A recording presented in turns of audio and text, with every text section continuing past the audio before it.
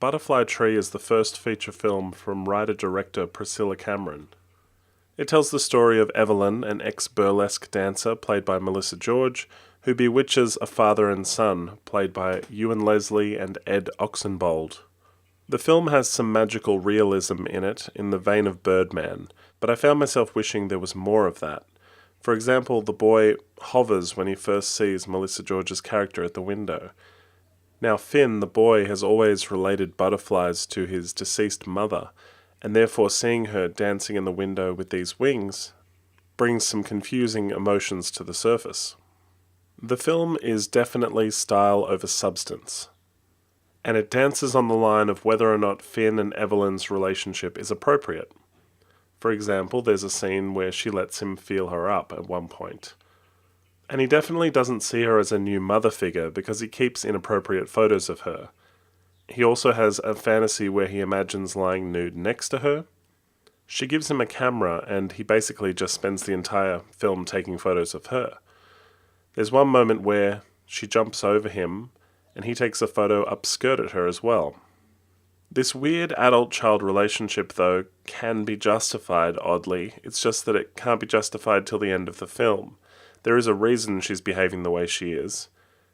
But had the audience known about it earlier, perhaps they could have come along for the emotional ride. This way it feels tacked on. There is a more age-appropriate girl, who he spends about 5 seconds with, and then she disappears for the rest of the film. Evelyn gets no real backstory. It's clear she's moved out here to be alone, and she has no friends or support group. Her backstory is purposefully vague, and the only clue we get is a man who comes to see her with flowers, and she calls the police. The set is very impressive. They custom-built a greenhouse, and the wardrobe, the visual cinematography, it's all very beautiful to look at. But Ewan Leslie seems wasted here. The music is distracting at times, and there is an unnatural flow to some of these scenes. The entire film feels like it was shot on one street, with a bike ride between their family home and the flower shop. The world feels very small. There's something very retro about the film. She gives him a film camera to use, and he finds a place to develop the film very easily in town. They use old phones and cameras and no tablets and computer screens. Finn seems quite creepy at times, spying on his dad with other women, one of whom is played by Sophie Lowe, who shines here and does more than enough with a very small part. It's a beautifully shot film, but sometimes these shots feel inserted without reason. I mean, there are only so many times we can watch Melissa George dance about in burlesque clothes. Ewan Leslie was so strong in The Daughter, which I've also reviewed on this YouTube channel, but he just feels wasted here.